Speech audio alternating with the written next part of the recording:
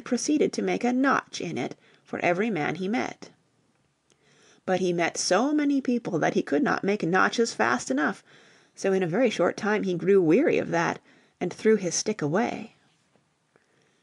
Coming to London he was more amazed than ever. Never had he seen such a great city, nor so many folk all gathered together, and among them not one familiar face.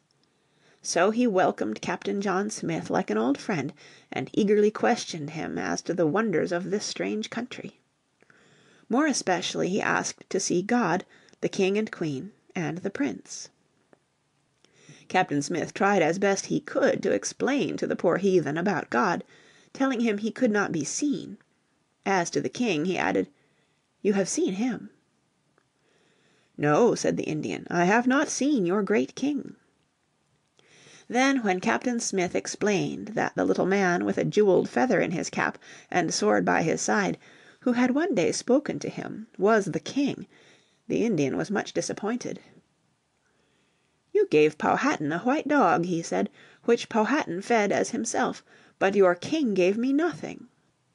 However, if the old Indian was disappointed with the manner in which the King had received him, he was much made of by others. For everyone was eager to see this wild savage, and often to please these new friends he would sing to them and make their blood creep by his wild dances. Pocahontas loved England where she was so kindly treated. She took to the new life so well that it is said she soon "became very formal and civil after our English manner." But she who had been used to roam the wild woods could not live in the confinement of towns, and soon she became very ill.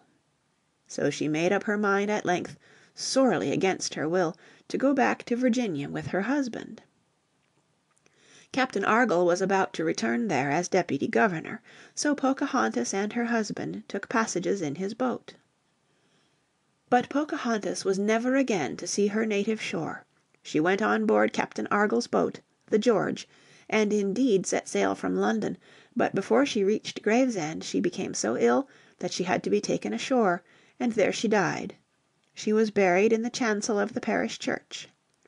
Later the church was burned down, but it was rebuilt, and as a memorial to Pocahontas American ladies have placed a stained glass window there, and also a pulpit made of Virginian wood.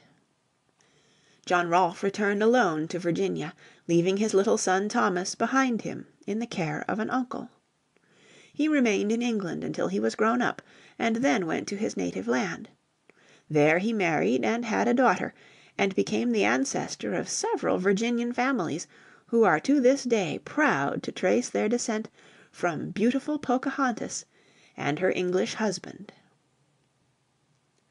End of chapter 16. Read on April 7th, 2009 in San Diego, California.